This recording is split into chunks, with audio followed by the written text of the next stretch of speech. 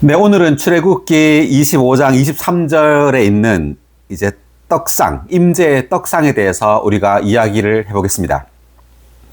자, 신성한 계시. 성경 안에 있는 신성한 계시는 바로 하나님께서 과정을 거쳐 우리의 생명이 되셨다는 겁니다. 아멘. 할렐루야! 하늘에 계신 하나님, 온 우주를 창조한 그 하나님께서 성육신 되어 이 땅에 오시고 죽고 부활하심으로 이제 우리가 매일 누리는 작은 떡이 되셨습니다. 아멘. 이제 그분은 우리의 매일의 음식입니다. 우리는 주님을 매일매일 먹고 마셔야 합니다. 아멘. 이것이 바로 성경에 있는 신성한 계시입니다. 우리는 다만 무릎을 꿇고 저 멀리 있는 하나님께 경배하는 사람들이 아니라 우리는 주님을 먹는 사람들입니다. 아멘. 이것이 성경에 있는 아주 놀라운 계시예요. 하나님은 그분 자신을 생명의 떡으로 계시하셨습니다.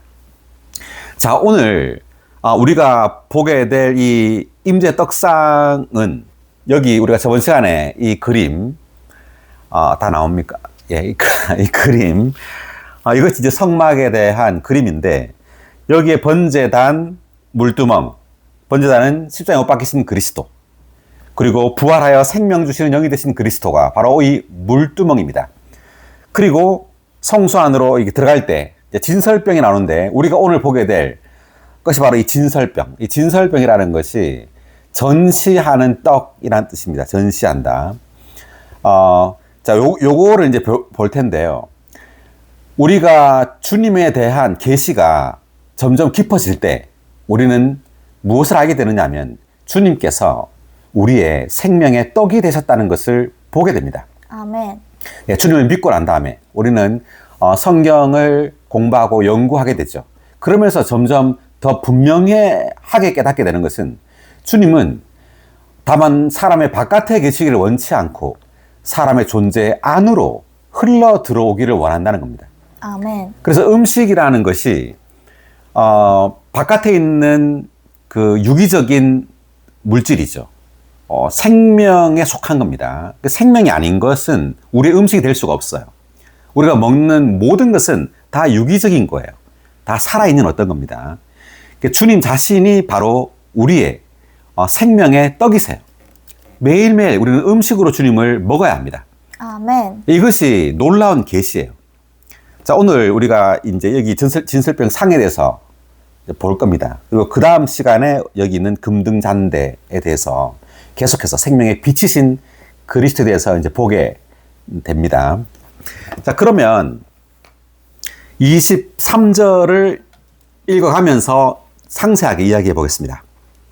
너는 시팀나무로 상을 만들되 길이가 2규빗, 너비가 1규빗, 높이가 1규빗 반이 되게 해야 한다. 자, 상을 만들 때 할 때 이 상은 테이블이에요. 테이블이라는 것은 이제 밥상이죠. 잔치상입니다. 즉 주님께서 우리의 잔치가 되셨다는 거예요. 아멘. 여기서 상에 대해서 이렇게 언급하는 이유가 바로 이 상이 테이블, 즉 잔치상이라는 것을 의미합니다. 그러니까 그 시편 23편 5절을 보면은요.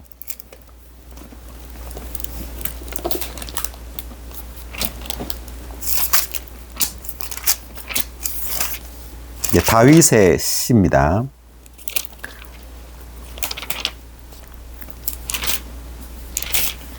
오절 5절. 뭐야?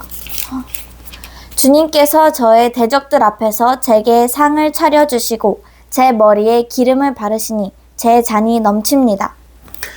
주님께서 저의 대적들 앞에서 제게 상을 차려주시고 또는 상을 베푸시고 할 때 이 상이 누구한테 상을 준다 할 때 프라이즈가 아니에요. 이때 상은 밥상입니다. 테이블이에요. 영어로 테이블.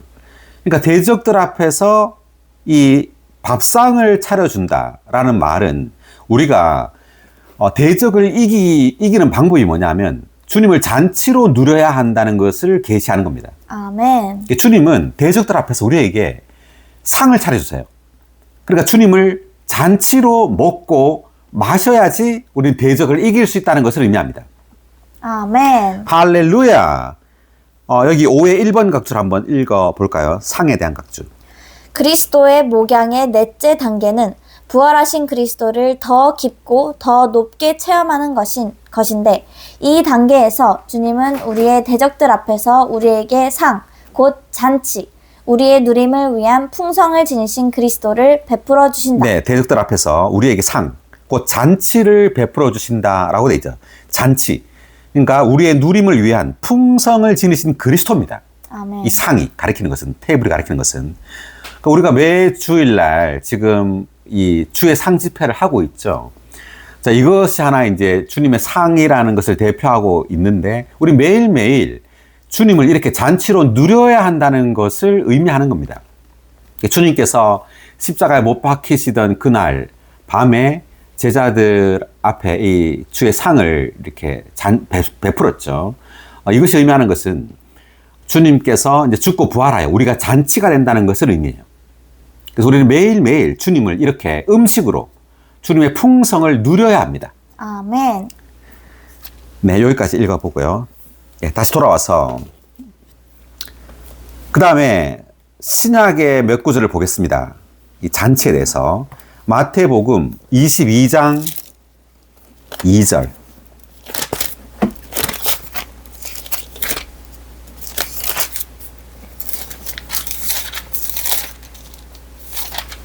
천국은 마치 자기 아들을 위하여 결혼잔치를 베푼 어떤 왕과 같습니다. 자, 자기 아들을 위하여 뭘 베풀었다고요? 결혼잔치. 네, 결혼잔치를 베풀었다 이렇게 말하죠. 그래서 신약 시대는 결혼잔치예요. 왜? 주님께서 이 아들이 옴으로 이제 우리는 이 아들로 잔치하는 거예요. 네, 그래서 우리는 매일매일이 잔치여야 합니다. 아멘. 네, 주님을 누리는 것이 잔치예요. 주님은 죽고 부활하여 이제 생명의 떡이 되셨죠. 매일매일 주님을 먹고 마셔야 합니다. 아멘. 그것이 바로 잔치입니다. 자, 그리고 25장 10절 마태복음. 그들이 살아간 사이에 신랑이 왔으며 예비되어 있던 처녀들은 신랑과 함께 결혼잔치에 들어가고 문은 닫혔습니다. 네, 처녀, 열처녀에 대한 비유인데 신랑과 함께 결혼잔치에 들어가고 문을 닫혔다 이렇게 나오죠. 결혼잔치에 들어갔다. 이것은 마지막에 이제 주님을 만나는 것을 이제 결혼잔치라고 했습니다. 그 요한계시록에 보면 어린 양의 혼인잔치 또는 결혼잔치라고 말합니다. 우리는 주님을 만나서도 계속해서 이 잔치를 이어나가는 거예요. 그러니까 주님 오시기 전에 주님과 함께 잔치를 누렸던 사람들이 결혼잔치에 들어가는 겁니다. 예. 자, 그래서 여기 했고요. 이제 요한복음을 찾아보겠습니다. 2장 1절. 3일째 되던 날에 갈릴리 가나에 결혼잔치가 있었는데 예수님의 어머니도 거기 있었고. 네. 갈릴리 가나에 결혼잔치가 있었다. 3일째 되던 날. 그러니까 신약 시대는 다 3일째예요. 신약 시대는 모든 날이 3일째입니다. 다 부활 안에 있어요. 왜? 주님께서 이제 부활하셨죠. 부활하여 생명 주시는 영이 되었습니다. 우리는 이 부활 안에서 이 생명 주시는 영을 잔치로 누려야 합니다. 아멘. 그 신약 시대는 다 잔치날이에요. 다 결혼잔치예요. 결혼잔치. 주님과 함께 매일매일 만나서 이 잔치를 누리는 겁니다. 주님을 먹고 마심으로 우리는 주님의 결국 신부가 되는 거예요.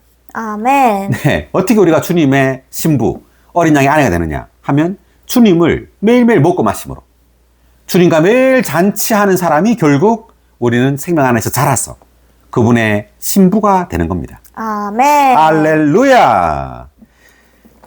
그 다음에 12장 2절 요한복음.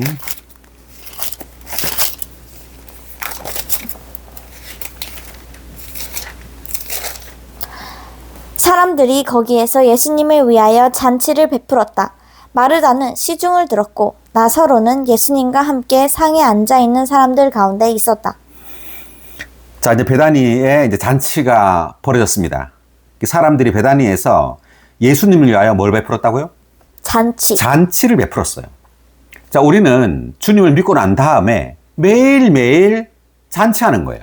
아멘. 네, 주님과 매일매일 먹고 마시고 누리고 성도들과 함께 이렇게 마르다, 나사로, 마리아와 함께 매일매일 이렇게 성도들과 함께 잔치하는 겁니다. 이것이 바로 교회 생활이에요. 우리의 교회 생활이 먹고 마시고 누리고 이렇게 즐거운 교회 생활이 아니라면 이것은 참다운 교회 생활이 아닙니다. 많은 어떤 일이 있다 할지라도 뭐 복음 전파가 있고 뭐 목양하러 어디 가고 많은 집회가 있다 할지라도 만약에 우리에게 주님을 먹고 마시는 이러한 즐거움과 기쁨이 없다면 우린 참다운 교회 생활을 하고 있지 않은 거예요. 어쩌면 종교 생활을 하고 있을지도 모릅니다. 주님을 위하여 많은 일들을 하지만 내적으로 주님을 생명으로 누리지 않을 수가 있어요. 많은 일을 한다고 해서 이것이 잔치라고 생각하면 안 됩니다. 다른 거예요. 많은 일을 한다 하더라도 그것이 주님을 먹고 마시고 누리는 것이 아닐 수가 있어요. 그래서 우리는 반드시 주님을 먹고 마시는 잔치하는 교회 생활을 해야 합니다. 아멘. 네, 이러한 잔치 가운데 많은 어떤 일들이 있을 수 있겠죠. 복음도 전하고 목양도 하고 이런 것들은 다 잔치의 결과여야 됩니다. 주님을 누림으로 이러한 모든 일들이 우리에게서부터 이제 발생하는 겁니다. 자, 그 다음 또 한 구절 사도행전 2장 42절.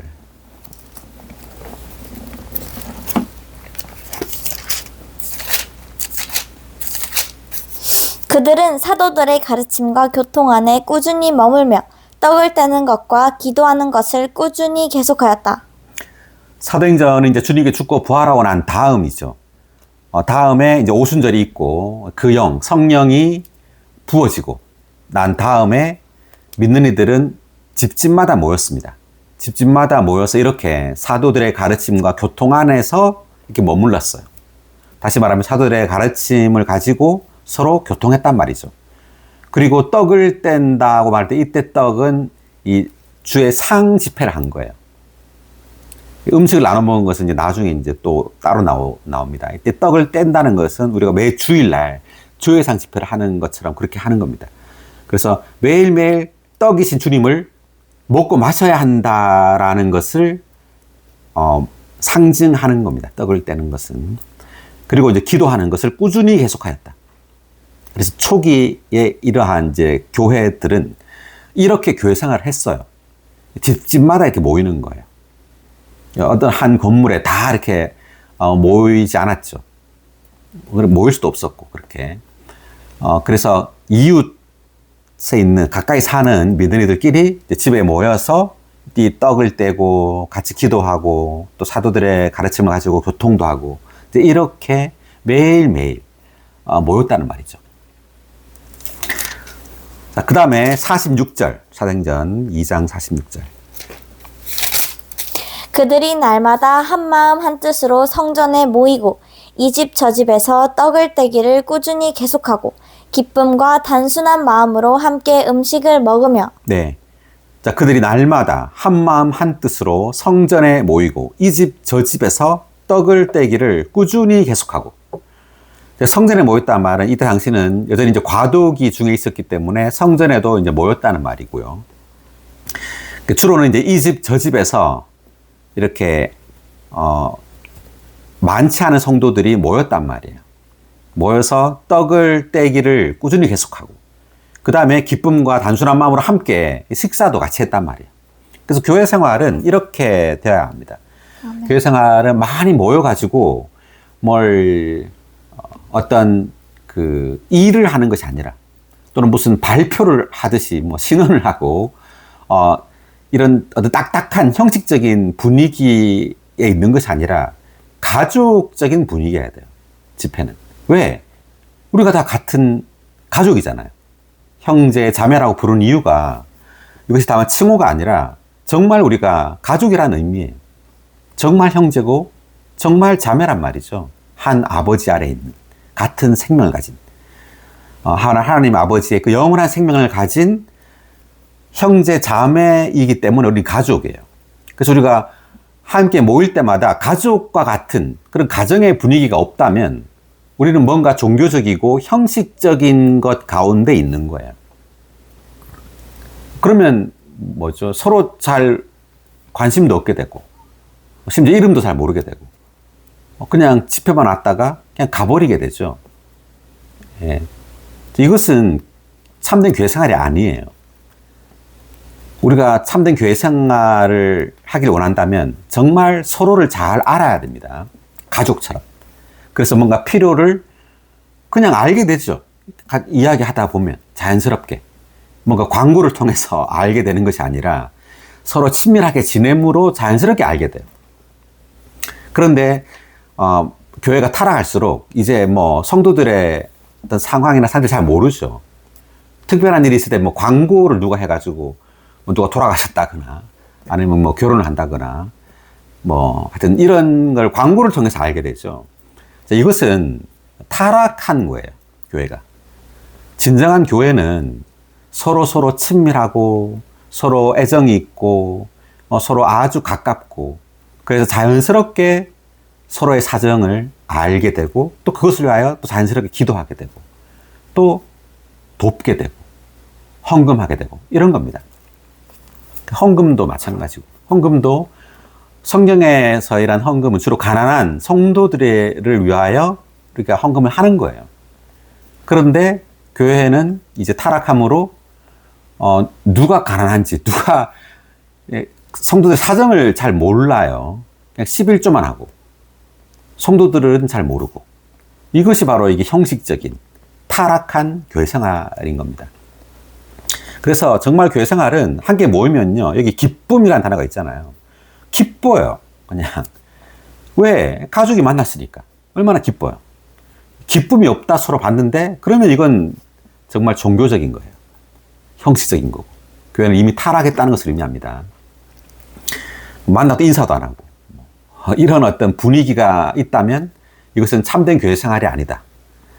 정말 사도행전에 나온 이러한 교회 생활은 너무나 기쁨과 또 서로 먹고 마시고 또 서로를 서로 잘 알고 보살펴주고 그리고 찬양이 넘치고 그래서 47절 한번 읽어볼래요?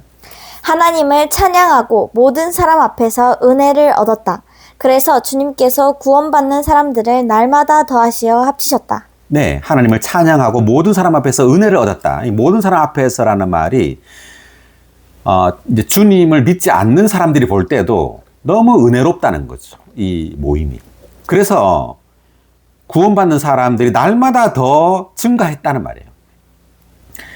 우리가 어떻게 우리 교회 인수가 증가할 수 있느냐 하면 많은 어떤 복음 전파나 또는 많은 활동이 있다고 증가하는 것이 절대 아니에요.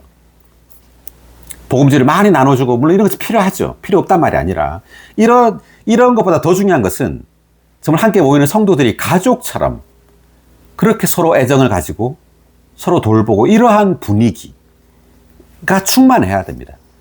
그럴 때 성도들은 서로 아는 사람을 이 집회에 데리고 오려고 할 겁니다.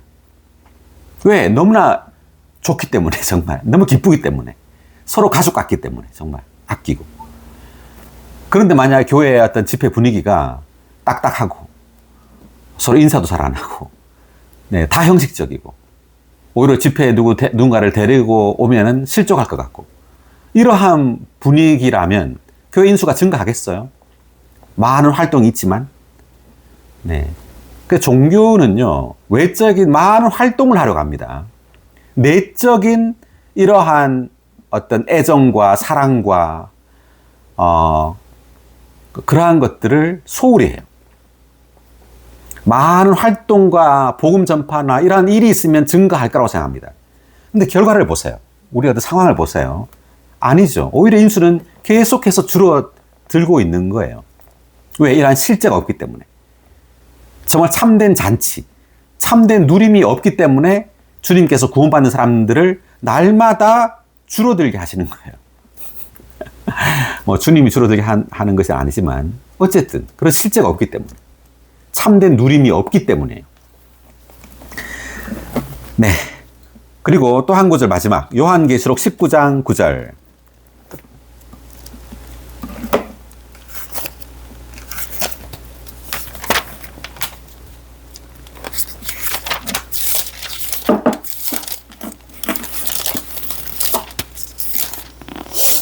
그 천사가 또 나에게 말하였습니다. 기록하십시오. 어린 양의 결혼잔치에 초대받은 그들이 복이 있습니다. 그는 또 나에게 말하였습니다. 이것은 하나님의 참된 말씀입니다. 네. 어린 양의 결혼잔치라는 말이 나오죠. 요한계시록 거의 마지막 장에서 이제 어린 양의 결혼잔치에 초대받은 그들. 자, 누가 초대받았을까요? 이것은 매일매일 어린 양과 함께 잔치를 누린 사람이 어린 양의 결혼잔치에 초대받은 이들이에요. 우리가 주님과 매일매일 잔치하지 않는다면 그날의 결혼잔치에 참여할 수 없어요. 왜? 우리는 잔치함으로 주님의 생명 안에서 자라는 거거든요. 잔치하지 않는 사람은 많은 일을 한다 할지라도, 교회 생활을 오래 했다 할지라도 그의 생명은 아주 어린아이입니다. 외적으로는 성경 지식이 많다 할지라도, 그리고 교회 안에서 어떤 직분과 어떤 칭호를 가지고 있다 할지라도, 교회를 어떤 인도한다 할지라도 그렇지만 주님의 눈에 볼 때 그 사람은 아주 어린아이일 거예요. 왜? 참되게 주님과 잔치하지 않았기 때문에. 그의 생명은 아주 어릴 겁니다. 그래서 외적으로는 이 사람이 어떤 외적인 행정적인 일을 처리하거나 많은 활동을 할 수 있을지 모르지만 사실 그는 주님을 잘 알지 못해요. 주님을 접촉하고 주님과 함께 잔치함으로 생명에 있어서 성숙하지 않았기 때문에 그는 내적으로 주님을 알지 못합니다. 많은 사람들은 다만 어떤 사람이 유창하게 말씀을 전하거나 그리고 성경 지식이 많으면 생명이 성숙했다고 생각하죠. 그런 것이 아니에요. 성경 지식이 아무리 많고 이 사람이 유창하게 그러한 것들을 말한다 할지라도 그의 생명은 아주 어릴 수 있어요. 자, 그것을 분별할 수 있습니까? 우리 반드시 분별할 수 있어야 돼요. 정말 생명 안에서 자란 사람은요, 그의 미덕에 있어서 주님의 그 신성한 속성이 나타나요. 그의 모든 말과 행동과 그리고 집에서 어떤 생활과 그러한 것들 속에서 그 신성한 속성이 다 나타나게 되어 있습니다. 사랑과 겸손과 온유와 인내와 이러한 그 신성한 속성이 그의 모든 어떠함에서 나타나요. 그것이 정말 생명 안에서 성숙한 사람입니다. 아멘. 말을 잘하는 사람이 또는 성경 지식이 많은 사람이 성숙한 사람이 아니라, 그래서 이러한 신성한 속성이 그러한 주님의 어떤 본성이죠. 그 십계명에 나타난 그러한 사랑과 빛과 거룩과 의와 이러한 신성한 속성이 그에게 많아지려면 반드시 주님을 잔치로 누려야 합니다. 아멘. 네, 그분의 생명을 접촉해야 돼요. 그분의 임재를 이 사람은 매일매일 접촉하고 주님의 그 인격을 누리지 않는다면 우리는 그에게서 그러한 속성을 잘 볼 수 없을 겁니다. 아멘. 네. 많은 어떤 일을 보지, 일과 어떤 외적인 칭호를 우리가 볼 수 있지만 그에게서 주님의 그러한 본성, 그분의 어떤 미덕을 잘 보기 힘들 거예요. 자, 다시 돌아와서.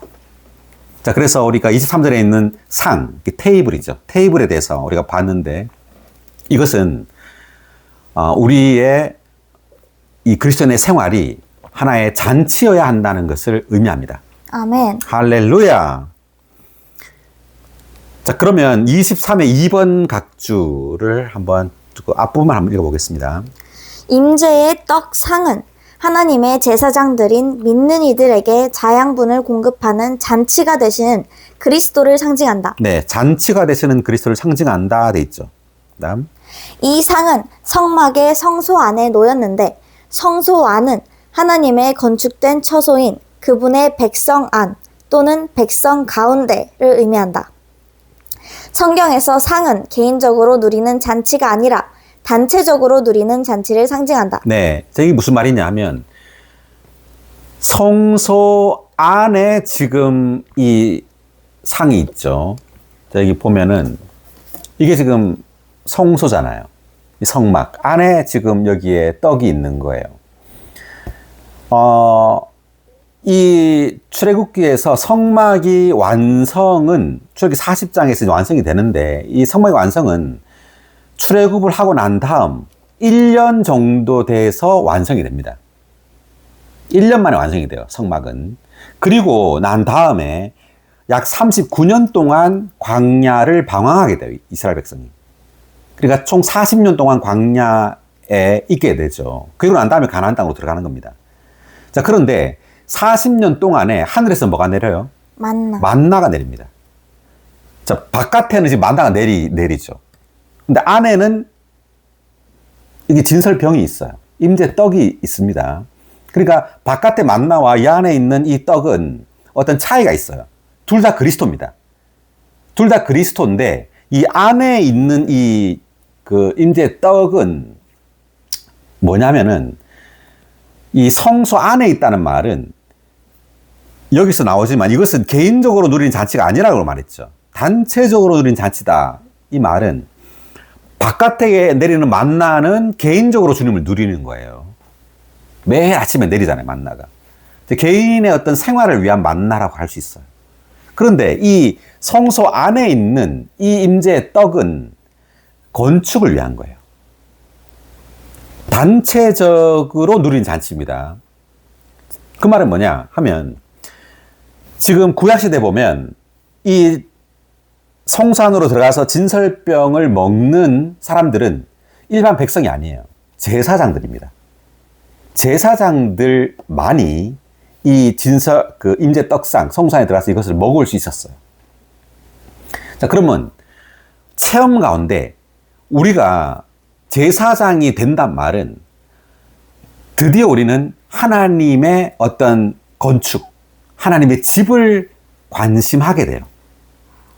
그럴 때 우리는 이 임재 떡을 먹을 수 있게 된다는 말이에요.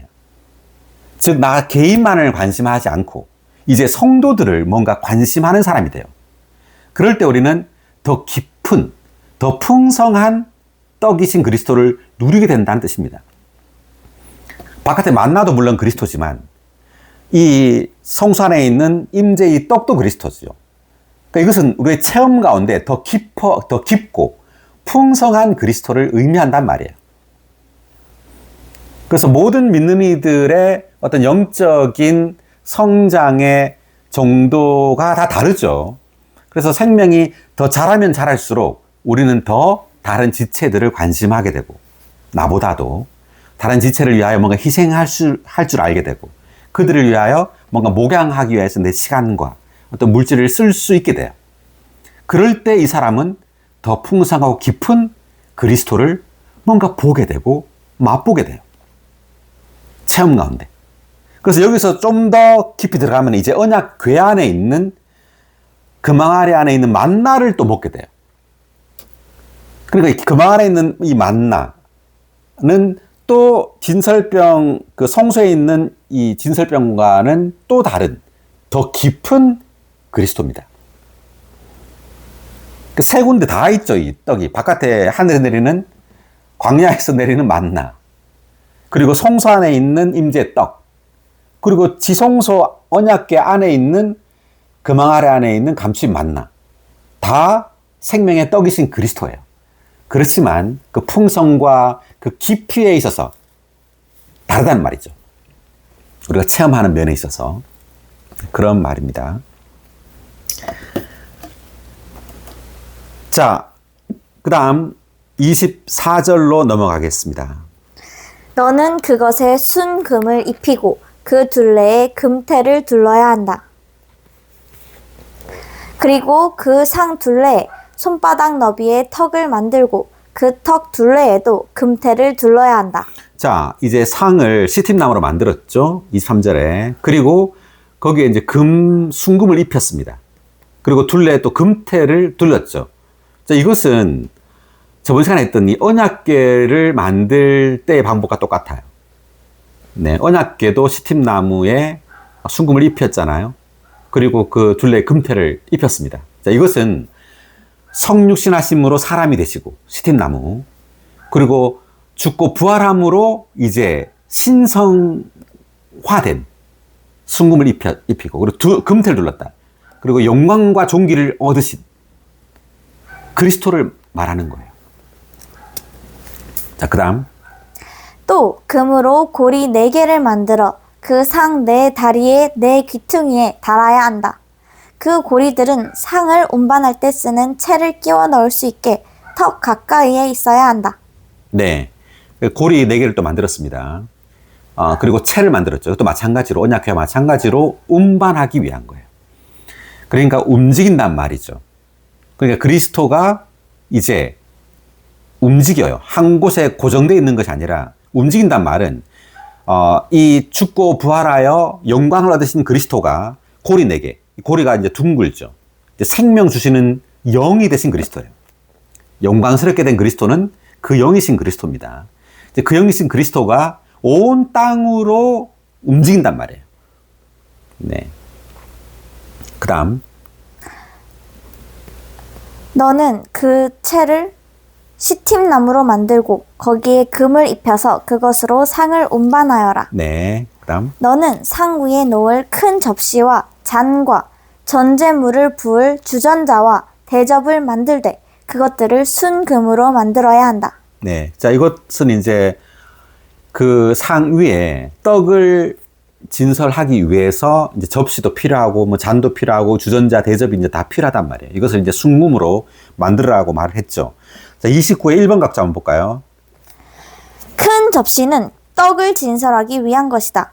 잔에는 그리스도의 부활을 상징하는 유향이 담겨 있었는데 이 유향은 상 위에 차려진 임재의 떡 위에 부어졌다. 네. 그러니까 다만 떡만 있었던 게 아니에요. 여기에는 어떤 유향도 있었습니다. 여기 성경 말씀을 한번 보면 레위기 24장 5절.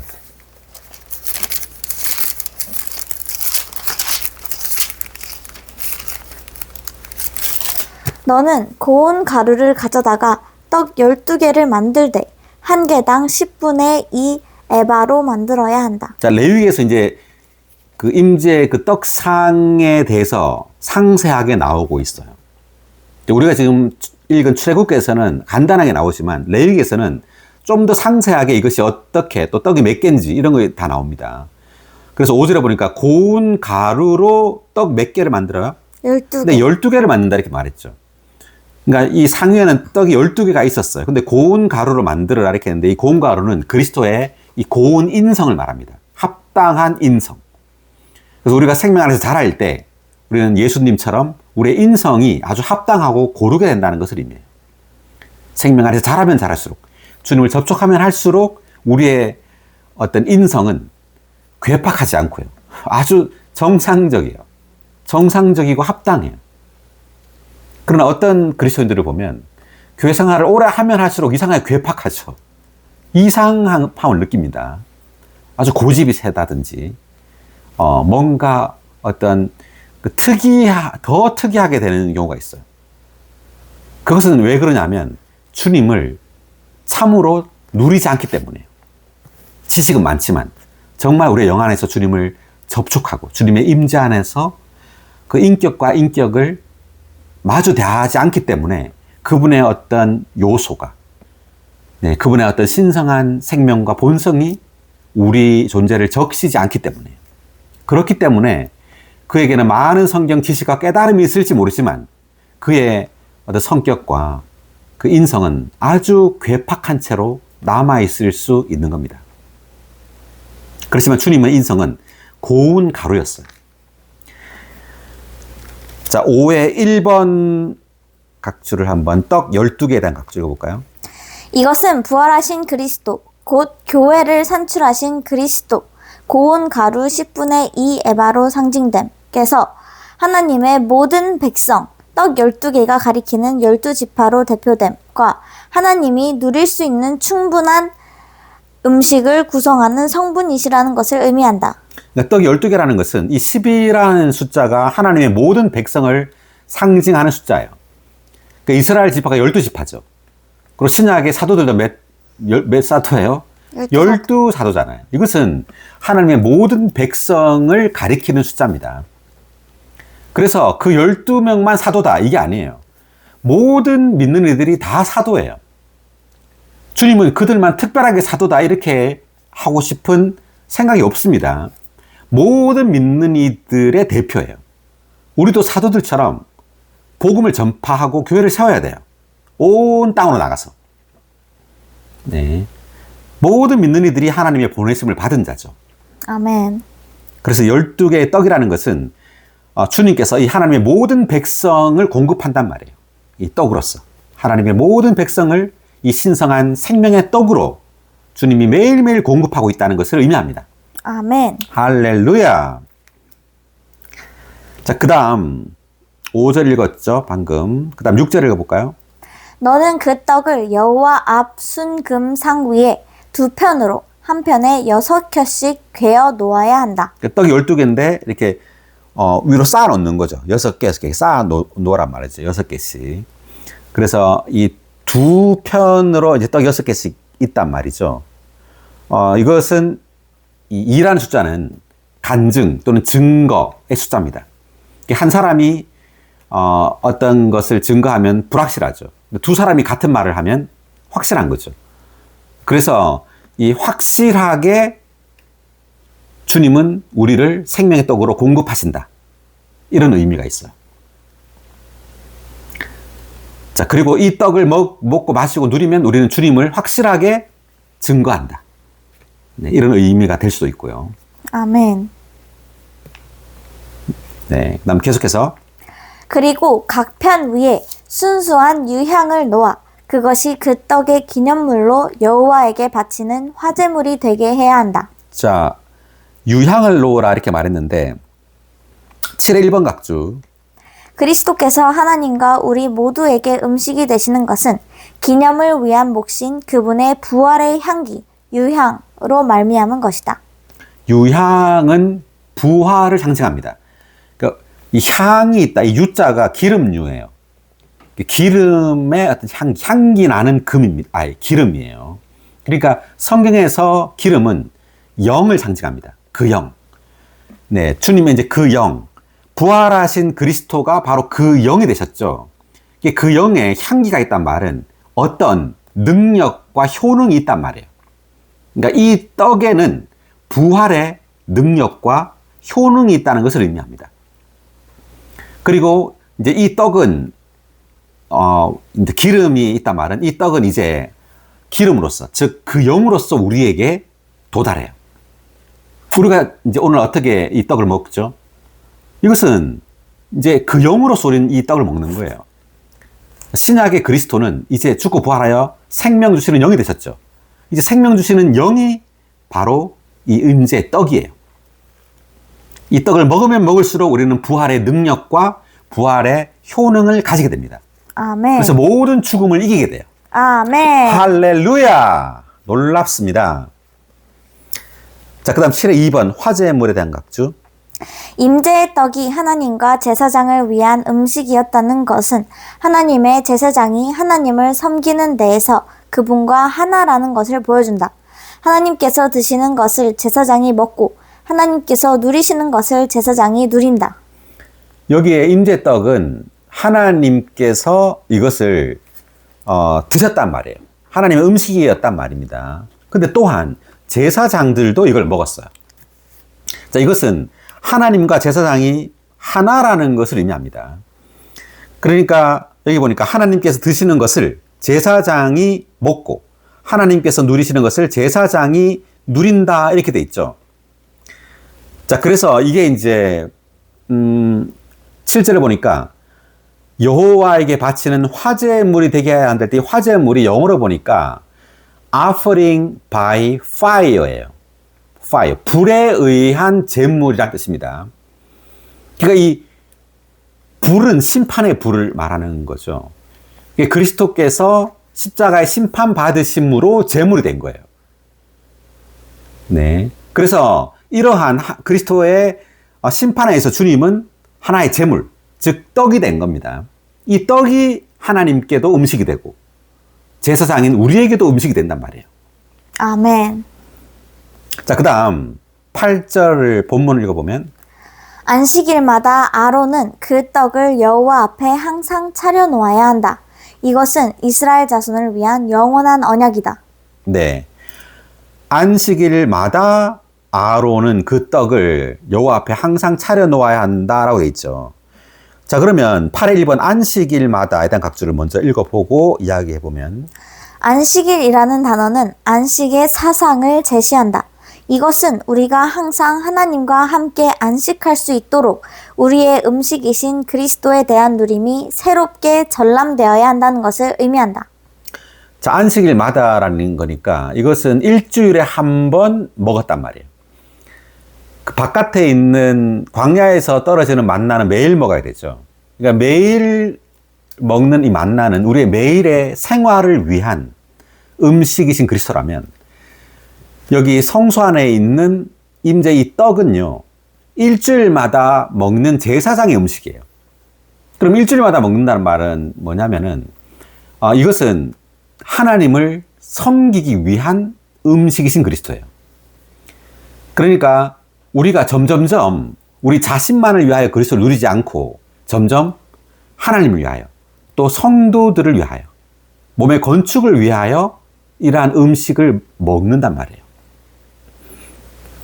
자, 그런데 이제 이게 안식일마다라고 했더니 안식일을 적어 놓은 것은 결국 우리가 주님 안에서 안식하는 길은 떡을 먹는 겁니다. 아멘. 떡을 먹음으로 안식하는 거예요. 그러니까 가만히 있는 게 안식이 아니라 주님을 생명의 떡으로 먹어야 돼요.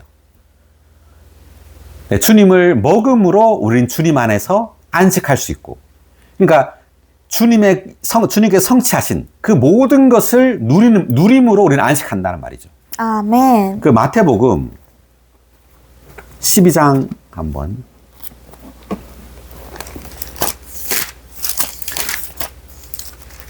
12장 1절 볼까요?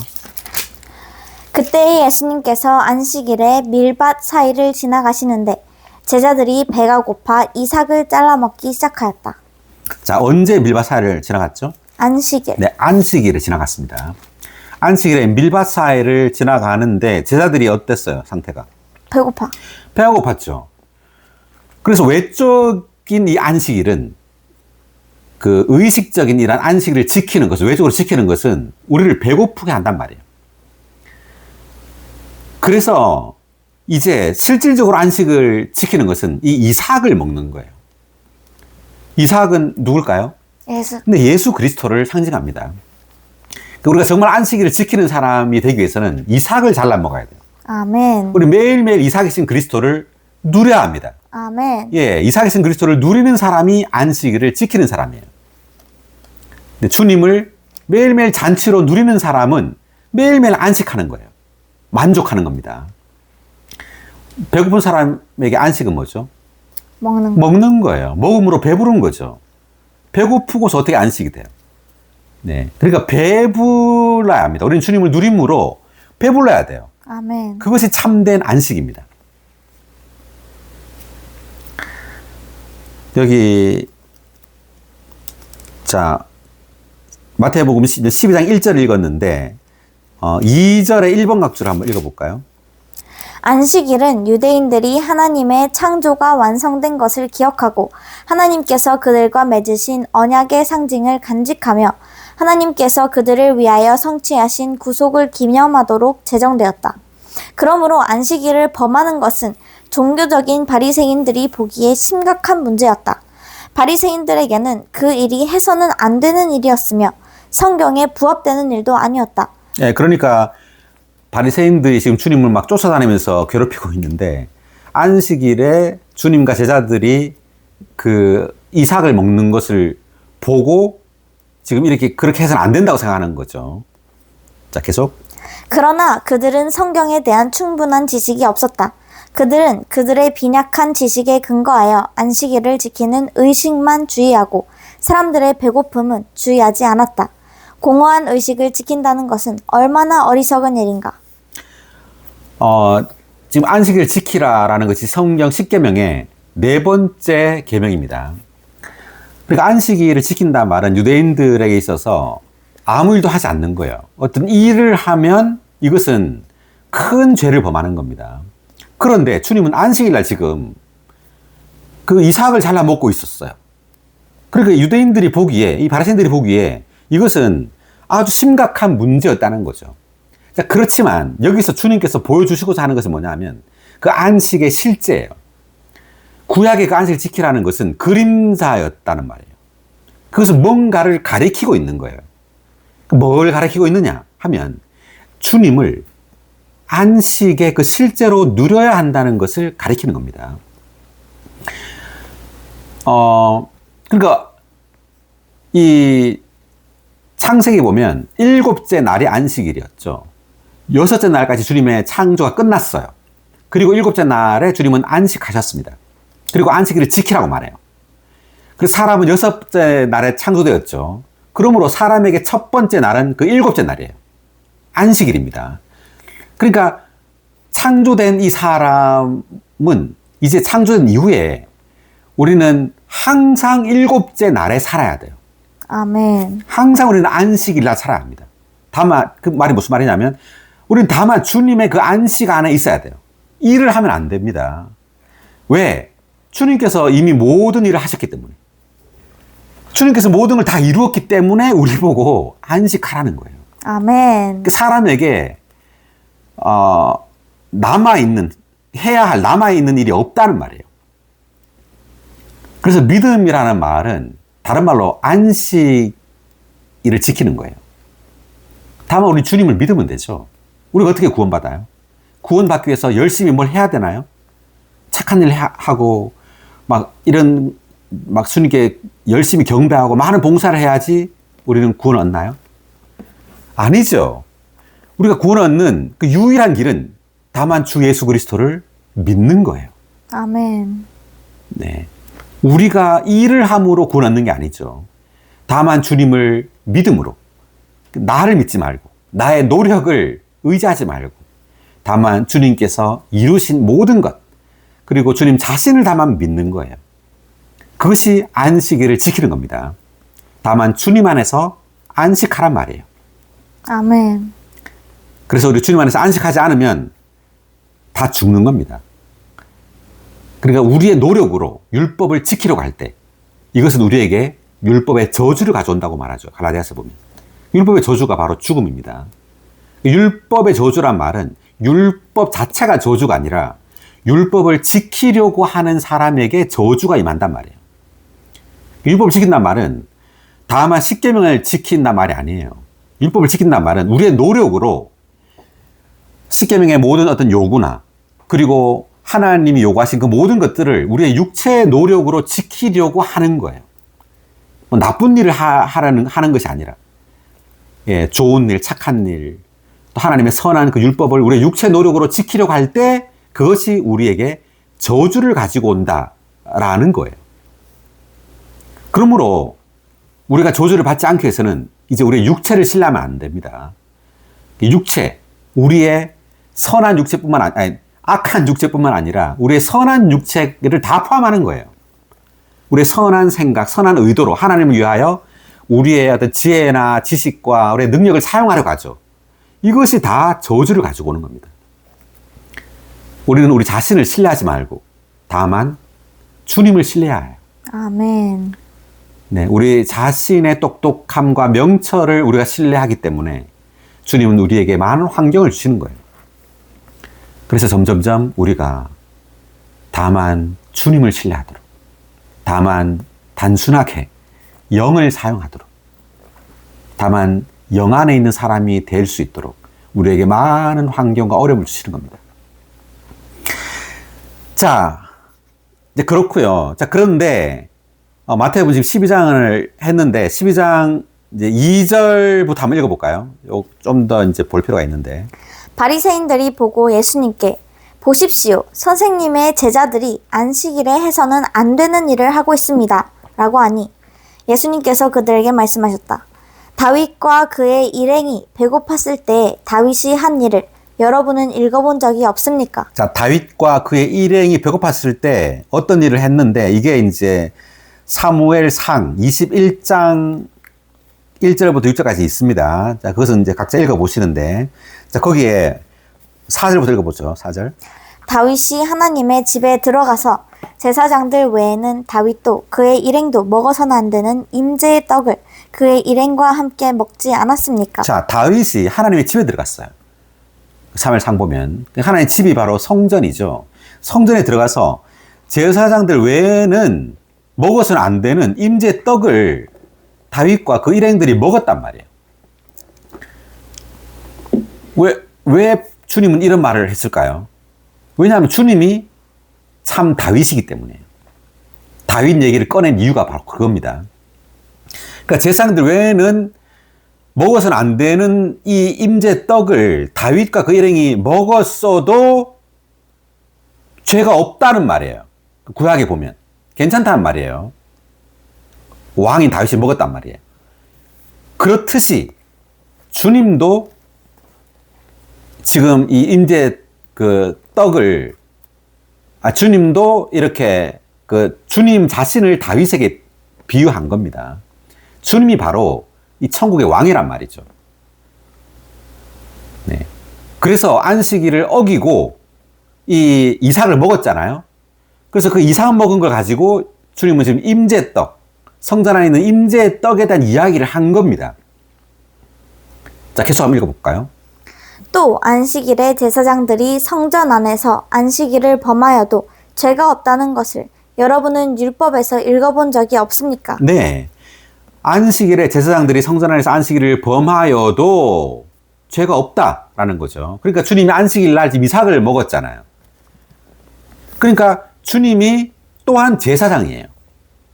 그래서 안식일 날 이 이삭을 먹었다. 이 이삭이 곧 주님은 뭐라고 지금 여기서는 비유했냐면 성전 안에 있는 임재 떡에 비유한 겁니다.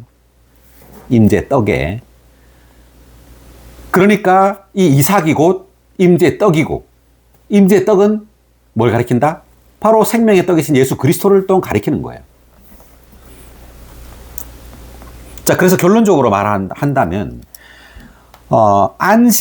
안식일과 임재 떡과 이삭이 이렇게 나온 이유는 바로 우리가 임재 떡이신 또는 이삭이신 그리스도를 먹음으로 안식할 수 있단 말이에요. 아멘. 안식의 그 실제를 누릴 수 있단 말입니다. 다만 외적으로 뭐 안식일을 지킴으로 뭐 아무것도 안 함으로 안식을 지키는 것이 아니라 임재 떡과 그 이삭을 먹음으로 우리는 안식의 실제 안에서 정말 주님 안에서 주님을 누리고 안식할 수 있다, 이런 뜻입니다.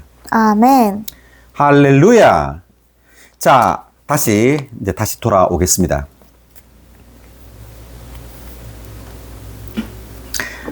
지금 레위기 이제 24장을 했습니다. 이제 상세하게 임재 떡에 대해서 이제 말을 하고 있기 때문에 했고, 다시 돌아왔어. 출애굽기 25장 지금 30절. 그리고 그 상 위에 임재의 떡을 놓아두어 그것이 항상 내 앞에 있게 해야 한다. 자, 상을 만들었죠. 그리고 이제 상 위에는 임재의 떡을 놓아두는 거예요. 자, 이 임재의 떡이 바로 생명의 떡이신 그리스도입니다. 우리의 생명 공급이신 그리스도를 가리키는 거죠. 아멘. 요한복음 6장 32절을 한번 볼까요? 예수님께서 그들에게 말씀하셨다. 내가 진실로 진실로 여러분에게 말합니다. 하늘에서 오는 떡을 여러분에게 준 이는 모세가 아닙니다. 하늘에서 오는 참 떡을 여러분에게 주시는 분은 나의 아버지이십니다. 네, 하늘에서 오는 떡을 여러분에게 준 이는 모세가 아닙니다. 라고 예수님께서 말씀하셨어요. 자, 이때 하늘에서 오는 떡은 뭘까요? 만나. 네, 만나를 가리키는 거예요. 만나는 모세가 준 게 아니다라는 이 말은 그러니까 그 모세 율법을 가리키는 겁니다. 그러니까 율법은 생명을 줄 수 없다는 걸 말하는 거예요. 모세 율법은 생명을 줄 수 없다. 정말 생명을 줄 수 있는, 정말 이 떡을 줄 수 있는 분은 바로 나의 아버지시다, 이렇게 말하죠. 자, 그리고 3절 계속 읽어볼까요? 하나님의 떡은 하늘에서 내려와 세상에 생명을 주는 이입니다. 그러자 그들이 예수님께 주님, 이 떡을 항상 우리에게 주십시오 라고 하니 예수님께서 그들에게 말씀하셨다. 내가 생명의 떡이니 나에게 오는 사람은 결코 배고프지 않을 것이고 나를 믿는 사람은 결코 목마르지 않을 것입니다. 네. 3절에는 이 떡을, 32절에는 이 떡을 참떡이라고 말했죠. true 떡, true bread. 그러니까 참떡이란 말은 이 떡이 진짜란 말이에요. 그러니까 주님 자신이 진짜 떡이란 말이에요. 그 광야에서 내린 이 만나는 진짜 떡이 아니란 말입니다. 그리고 이 떡을 하나님의 떡이라 그랬죠. 그러므로 이 떡은 하나님이란 말이에요. 그러니까 하나님이 지금 하늘에서 내려와서 이스라엘 백성들에게 양식이 되시는 거예요. 이스라엘 백성들은 매일매일 뭘 먹고 있었던 거죠? 하나님. 네, 하나님을 먹고 있었던 거예요. 물론 구약에 있는 이 만나는 물질적인 만나죠. 이것은 그림자예요. 그렇지만 진짜 이 신약의 이 떡은 바로 죽고 부활하신 예수 그리스도입니다. 아멘. 예수 그리스도 그분 자신이 하나님이죠. 그분이 우리에게 이제 떡이 되신 거예요. 우리 매일매일 하나님을 먹고 있는 겁니다. 근데 하나님은 우리 바깥에서 어떤 가르침만 주시는 게 아니에요. 그분은 우리 존재 안으로 들어와서 우리의 떡이 되시는 겁니다. 아멘. 근데 우리의 존재, 우리의 생명이 되시는 거예요. 이것이 바로 신성한 사상입니다. 이 성경의 신성한 계시는 바로 하나님 그분 자신이 우리 안에, 우리 존재 안으로 흘러 들어와서 우리 존재의 그 일부, 우리 존재의 일부가 되는 거예요. 결국 우리는 매일매일 하나님으로 적셔지고 침투되어서 우리 온 존재가 하나님화 되는 겁니다. 아멘. 할렐루야! 이것이 바로 하나님의 갈망입니다. 네, 하나님은 우리 존재 안으로 들어오길 원하십니다. 아멘. 그래서 33절에서는 이것을 하나님의 떡이라 그랬어요. 그리고 35절에서는 내가 생명의 떡이니라고 말했죠. 네, 이 떡이 또한 생명, 조회, 영원한 생명이란 말이에요. 그래서 우리는 성경을 읽음으로 또 찬송하고 기도하고 또 주님의 이름을 부름으로 매 순간 또는 매일 이 생명이신 하나님을 먹고 있는 거예요. 우리 존재 안으로 이렇게 조성되고 스며들고 침투되고 우리 존재를 충만하게 하는 겁니다. 아멘. 자, 그리고 또 보면 48절부터 51절까지 읽어볼까요? 나는 생명의 떡입니다. 여러분의 조상들은 광야에서 만나를 먹고도 죽었으나 이것은 하늘에서 내려오는 떡이니 누구든지 이것을 먹으면 죽지 않습니다. 나는 하늘에서 내려온 살아있는 떡이니 누구든지 이 떡을 먹으면 영원히 살 것입니다. 할렐루야! 나는 생명의 떡입니다. 아, 이것이 얼마나 놀랍습니까? 자, 제가 하나의 퀴즈를 드릴게요. 하나님께서 온 우주를 창조한 것이 더 놀라워요? 아니면 하나님께서 생명의 떡이 되신 것이 더 놀라워요? 뭐가 더 놀랍죠? 생명의 떡. 네, 생명의 떡이 되신 것이 더 놀라운 거예요. 외적으로는 온 우주가 놀랍죠. 그렇지만 실질적으로는 이 작은 떡이 더 놀라운 겁니다. 왜? 이 떡이 바로 하나님 자신이기 때문에. 하나님께서 죽고 부활하여 이제 작은 떡으로 우리에게 오신 거예요. 왜? 이제 우리 안으로 들어오려고. 우리의 음식이 되시려고. 우리의 존재가 되시기 위하여 주님은 이제 신약에서 작은 떡으로 우리에게 오신 겁니다. 할렐루야! 할렐루야! 너무나 놀랍지 않습니까? 너무나 위대합니다. 온 우주의 창조가 위대한 것이 아니라 주님께서 생명의 떡이 되셨다는 것이 훨씬 더 위대한 겁니다. 아멘.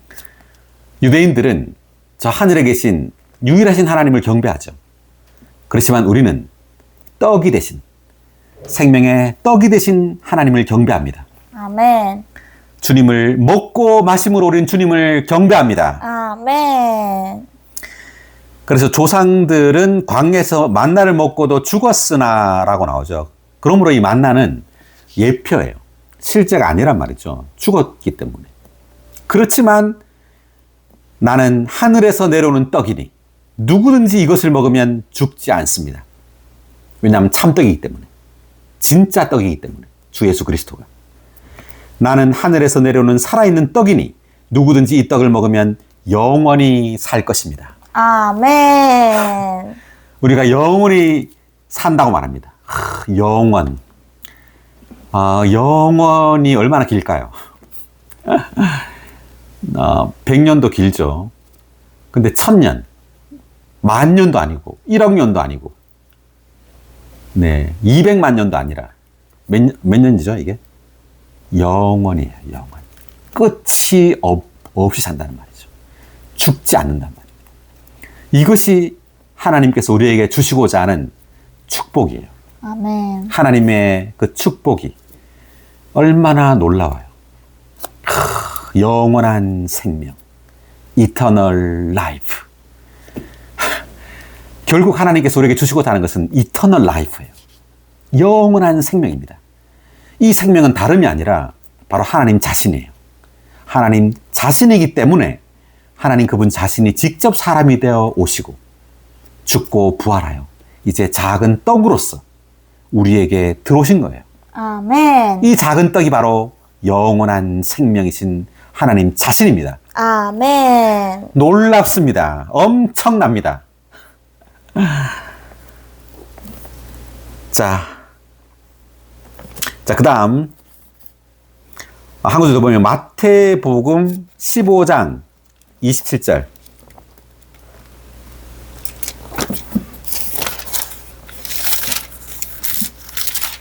26, 27절일까요? 예수님께서 자녀들의 떡을 가져다가 작은 개들에게 던져주는 것은 좋지 않습니다. 라고 대답하시니 그 여인이 말하였다. 주님, 그렇습니다. 그러나 작은 개들도 제 주인의 상에서 떨어지는 부스러기를 먹습니다.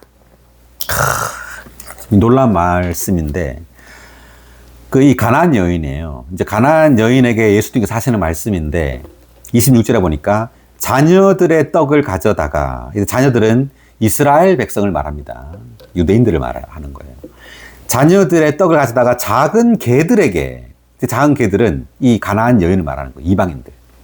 작은 개들에게 던져주는 것은 좋지 않습니다. 라고 말을 했더니 그 여인이 뭐라고 말하냐면, 주님 그렇습니다. 그러나 작은 개들도, 즉 이방인들도 제 주인의 상에서 떨어지는, 이 주인의 상은 바로 이스라엘 땅을 말하는 겁니다. 그 이스라엘 땅에서 떨어지는 부스러기를 먹습니다.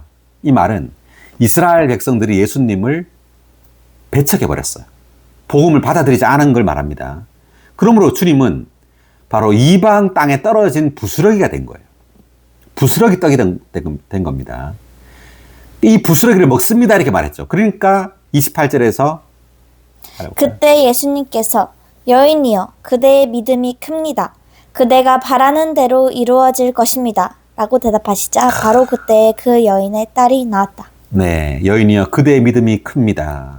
그대가 바라는 대로 이루어질 것입니다. 라고 말했죠. 그래서 주님은 이방인들에게 이제 부스러기로 오신 겁니다. 우리가 이 부스러기를 먹었어요. 유대인들에게 복음이 전파됐지만 그들은 이 복음을 믿지 않았고 주 예수님을 배척했습니다. 그러므로 이 복음이 이제 이방 땅으로 온 거예요. 그래서 우리가 누군가로부터 이 복음을 듣고 주 예수님을 믿은 겁니다. 주님을 믿은 것이 바로 이 부스러기를 먹은 거예요. 이 떡의 이 작은 부스러기를 먹고 우리는 구원을 얻게 된 겁니다. 할렐루야. 할렐루야. 자, 27의 1번 각주. 부스러기. 주님의 말씀에 마음 상하지 않고 오히려 자기가 이방계라는 것을 시인한 가나안 여인은 그리스도께서 그 당시 자녀들인 유대인들에게서 배척을 받으신 후 이방인들의 몫인 상 밑에 부스러기가 되셨다고 생각했다. 이스라엘의 거룩한 땅은 하나의 상인데 하늘의 떡이신 그리스도께서 이스라엘 자손의 몫으로 그 상 위에 오셨던 것이다. 그러니까 이 상이 바로 이 이스라엘의 거룩한 땅을 말하는 겁니다. 이스라엘 땅에 오셨지만 이제 이스라엘 자손들이 주님을 배척했죠. 그래서 이제 떨어진 거예요. 상 밑으로. 계속. 그러나 그들이 그리스도를 상 밑으로 곧 이방 땅으로 던져버렸으므로 그분은 이방인에게 주어진 몫인 부서진 부스러기가 되셨다. 그때 이방 여인은 얼마나 놀라운 것을 깨달았던가. 하늘의 왕께서 그 여인의 믿음에 감탄하신 것은 당연한 것이었다. 할렐루야. 네, 상 밑에 떨어진 부스러기신 그리스도. 아멘. 우리는 이 부스러기를 매일매일 먹습니다. 아멘. 엄청납니다. 이 부스러기이신 그리스도가 우리로 하여금 죽지 않고 영원히 살게 합니다. 할렐루야. 오, 진짜 성경은 정말 너무나 이 놀라운 방식으로 쓰여졌습니다. 아멘. 우리가 이것을 이해한다는 것이 정말 축복을 받은 거예요. 이 성경의 이러한 말씀들을 우리가 이해할 수 있다는 것이, 그리고 누릴 수 있다는 것이 너무나 축복입니다. 아멘. 예, 또 이제 한 구절을 보겠습니다. 자, 또 한 구절은 골로새서 3장 4절. 그리스도는 우리의 생명이십니다. 그분께서 나타나실 그때 여러분도 그분과 함께 영광 가운데 나타날 것입니다. 아멘. 그리스도는 우리의 뭐라고요? 생명. 우리의 생명이십니다. 그리스도는 다만 우리의 구속자만이 아닙니다. 주님께서 우리의 죄를 위하여 십자가에 못 박혀 죽으셨죠. 그래서 우리의 죄가 용서함을 받았어요. 주님께서 대신 죽음으로. 그래서 주님은 우리의 구속자세요. 그렇지만 주님은 부활하셔서 이제 생명 주시는 영이 되셨습니다. 이제 생명의 떡이 되셨어요. 이제 떡으로 우리 존재 안으로 흘러 들어오는 거죠. 그러므로 이제 그리스도는 우리의 생명이 되신 겁니다. 아멘. 우리의 구속이 되실 뿐 아니라 주님은 이제 우리의 생명이 되셔서 우리 안에서 그분 자신을 계속해서 공급하고 계세요. 그리스도의 모든 풍성이 바로 이 생명 안에 있는 거예요. 우리 존재 안에, 우리의 영 안에 계신 겁니다. 생명으로. 주님은 이제 우리의 존재 안에서 생명이십니다. 아멘. 우리는 이 생명을 매일매일 접촉하는 거예요. 주님의 이름을 부름으로, 찬송함으로, 기도함으로, 또 성도들과 교통함으로 계속해서 이 생명을 접촉하고 누리고 이 생명의 모든 풍성을 우리 존재 안으로 흡수하는 겁니다. 그럴 때 우리를 통하여 이 생명이 나타나게 돼요. 마치 예를 들면 카네이션 씨가 이 생명이라면 이 카네이션 씨가 이제 뿌려져서 땅에 뿌려져서 자라고 성숙해서 마침내 카네이션 꽃이 피죠. 자, 이 꽃이 바로 영광입니다. 씨는 생명이고 꽃은 영광이에요. 그래서 우리 안에 그리스도는 생명으로 들어왔고 이제 이 생명은 매일매일 자라죠. 그래서 주님께서 오실 때 마침내 우리의 온 영과 혼과 몸은 이 그리스도를, 생명이신 그리스도를 완전히 표현하게 될 겁니다. 아멘. 이것이 바로 영광입니다. 아멘. 할렐루야. 이것이 바로 카네이션 꽃이에요. 꽃이 활짝 피게 될 겁니다. 온 우주는 이 꽃을 보고 놀랄 거예요. 와, 하나님의 영광이죠. 하나님께서 우리를 통해 드디어 나타나신 거예요. 이 신성이 인성을 통해서 완전히 표현될 때 이것이 바로 하나님의 영광입니다. 아멘. 우리가 바로 하나님을 표현하는 하나님의 영광이 되는 거예요. 할렐루야. 이것의 그 결론이 바로 새 예루살렘입니다. 아멘. 네, 새 예루살렘은 바로 하나님의 영광입니다. 인성을 통해 표현된 그 신성, 그 신성한 영광이 바로 새 예루살렘입니다. 아멘. 놀랍습니다. 할렐루야! 네, 오늘 말씀은 여기까지 하고요. 다음 시간에 우리가 그 금등잔대에 대해서 보도록 하겠습니다. 수고하셨습니다.